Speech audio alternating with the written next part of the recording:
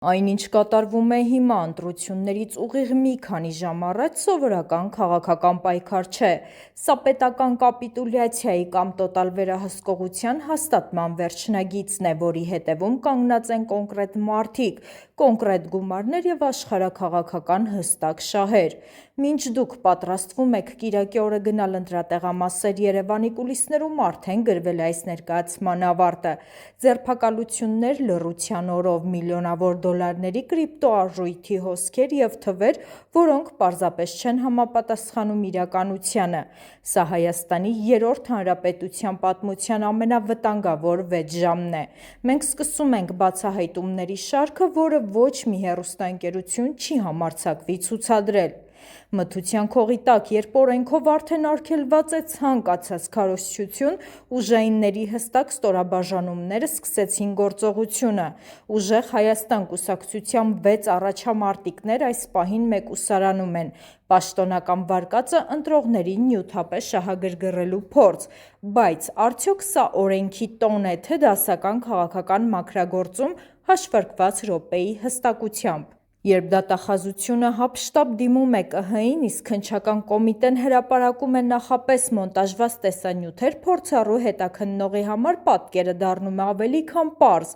Իշխանությունը տեսնում է սեփական վարկանիշի անկումը եւ անցնում է տոտալ հարձակման։ Սա ընտրական գործընթաց չէ, սա վիրահատական միջամտություն է, որտեղ ընդդիմադիր ամենաակտիվ կորիզը պարզապես հեռացվում է խաղից, նախքան առաջին քվյատերտիկը տուփի մեջ հայտնվելը։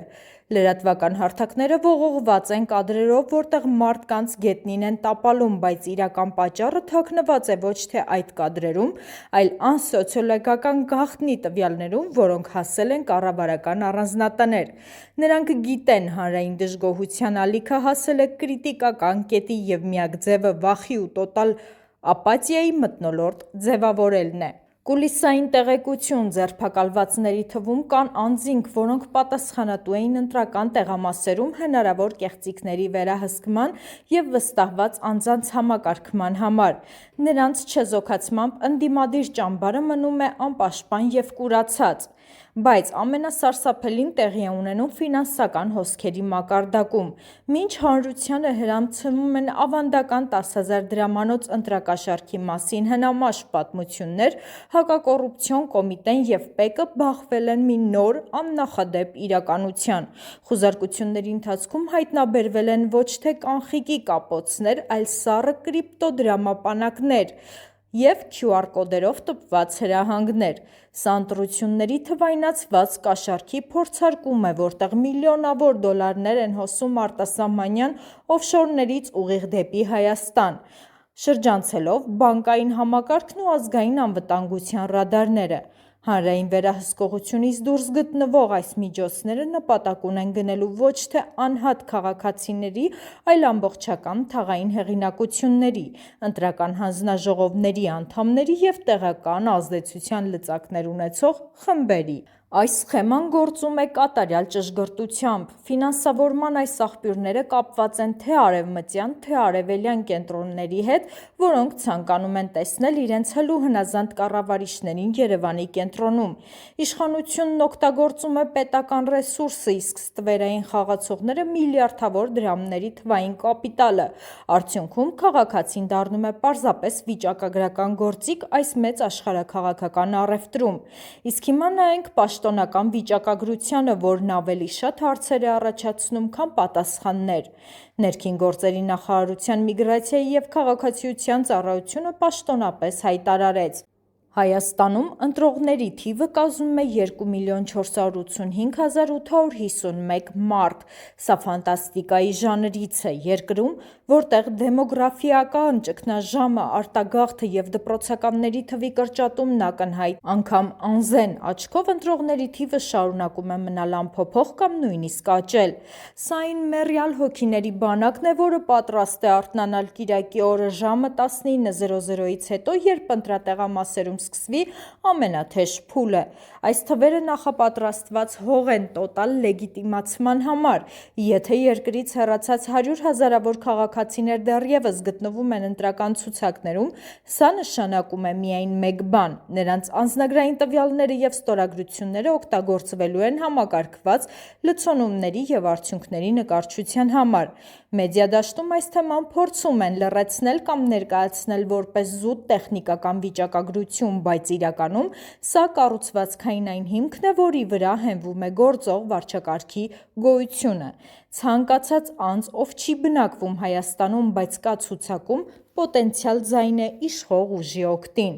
Սոցիալական ցանցերում իրավիճակը հիշեցնում է ռազմական գործողությունների թաթերաբեմ։ Ֆեյսբուքյան տիրույթը, որը վերահսկվում է ֆեյքերի և պետական տրոլների ֆաբրիկաների կողմից, փորձում է հանրությանը համոզել, որ ամեն ինչ հանդարտ է և երկիրը գնում է դեպի ժողովրդավարական հերթական հանգրվան։ Բայց տելեգրամյան անոնիմ ալիքներում և յութուբի ուղիղ եթերներում պատկերն այլ է։ Այնտեղ եռում է իրական ատելությունն ու պատրաստվածությունը դուրս գալու փողոցային բախումների։ Մարդիկ հասկանում են իրենց ընտրության իրավունքը նախապես սահմանափակված է։ Երբ քաղաքացին տեսնում է, որ իր նախընտրած ուժի ղեկավարներին տանում են բանտ, իսկ հեռուստացույցով խոսում են միայն ձեռքբերումների մասին,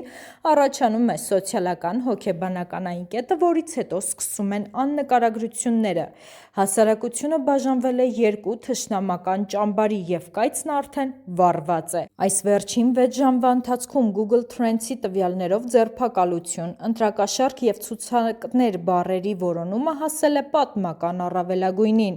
Սա նշանակում է, որ մարդիկ չեն հավատում պաշտոնական լրատվությանը, նրանք փնտրում են ճշմարտությունը, քանի որ զգում են իրենց թիկունքում մեծ դավադրություն է հասունանում։ Այս ամբողջ դրամայի ամենակարևոր մասը, սակայն, մնում է ստվերում։ Լրատվականները գրում են հետևանքների մասին, բայց լռում են պատճառների շուրջ։ Մեր աղբյուրները հայտնում են, որ նախորդ շաբաթ Երևանում տեղի են ունեցել մի շարք փակ հանդիպումներ օտարերկրյա դիվանագետների և ուժային կառույցների ղեկավարների միջև։ Տրվել է հստակ երաշխիք՝ ցանկացած ընդդիմադիր ալիք պետք է խեղդվի օրորոցում, որպեսզի տարածաշրջանային աշխարհաքաղաքական պայմանագրերը կյանքի կոչվեն անխոչնդոտ։ Ձերբակալությունները հենց այս պայմանավորվածությունների արդյունքն են։ Իշխանությունը ստացել է արտաքին քարտ բլանշ կիրառելու ցանկացած բռնի ուժ, միայն թե ապահովի կայունություն և սեփական վերարտադրությունը։ Սա նշանակում է, որ կիրակի օրը մենք տեսնելու ենք ոչ թե ազատ կամ արտահայտություն, այլ ուժային կոշտ սցենարի իրագործում, որտեղ յուրաքանչյուր ընդդիմացող կդիտարկվի որպես պետական դավաճան։ Այս պահին բոլոր հիմնական խաղացողները սպասողական վիճակում են։ Նրանք գիտեն, որ հաջորդ 24 ժամը որոշելու է Հայաստանի ոչ միայն ներքաղաքական, այլև աշխարհաքաղաքական վեկտորը հաջորդ տասնամյակի համար։ Մեդիա վերլուծության և ուժերի դասավորվածության հիման վրա մենք առանձնացրել ենք իրադարձությունների զարգացման 3 հստակ ուղղություն, որոնք կսկսվեն հենց ընտրատեղամասերի փակման րոպեից։ Իշխանությունն օգտագործում է մեռյալ հոգիների ողջ ռեսուրսը, նկարում է անհրաժեշտ 50+%-ը հենց առաջին փուլով, իսկ ցանկացած փողոցային բողոքի փորձ ճնշվում է հատուկ ջոկատայինների կողմից առաջին իսկ ժամերին։ Ընդդիմադիր առաջնորդները հայտնվում են մեկուսարաններում ընտրական գործընթացը տապալելու և անկարագրություններ հրահրելու մեղադրանքներով։ Երկիրը վերջնականապես անցնում է կոշտ ավտորիտար կառավարման մոդելի։ Ոչ մի ուժի չի հաջողվում ձևավորել կայուն մեծամասնություն։ Ձերբակալությունների և կեղծիքների ֆոնին ընդդիմությունը բոյկոտում է մանդատները, պահանջելով արդյունքների չեղարկում։ Սկսվում է երկարատև իրավական և քաղաքական պայքար Սահմանադրական դատարանում։ Փողոցներում տեղի են ունենում պարբերական, բայց ոչ վերջնական բախումներ, ինչը կաթվածահար է անում պետական ապարատի աշխատանքը մի քանի ամսով։ Ընտրատեղամասերի փակումից հետո, երբ հրապարակվում են լայնածավալ կեղծիքների ապացույցները, իսկ փողոց է դուրս գալի ավելի քան 100,000 կատաղած քաղաքացի, ուժային համակարգի միջին և վերին օղակները հրաժարվում են կատարել ցուցարարներին ցրելու հրամանները։ Օգտվելով առիթից, ներիշխանական ազդեցիկ խմբավորումներից մեկը ազգային անվտանգության և բանակի որոշ ստորաբաժանումների աջակցությամբ մեկուսացնում է գործող քաղաքական ղեկավարությանը, հայտարարելով երկրում կայունությունն ապահովելու և ժամանակավոր ռազմական խորհուրդ ձևավորելու մասին, սա կլինի գործող վարչակարգի ավարտը սեփական հենարանի ձեռքով։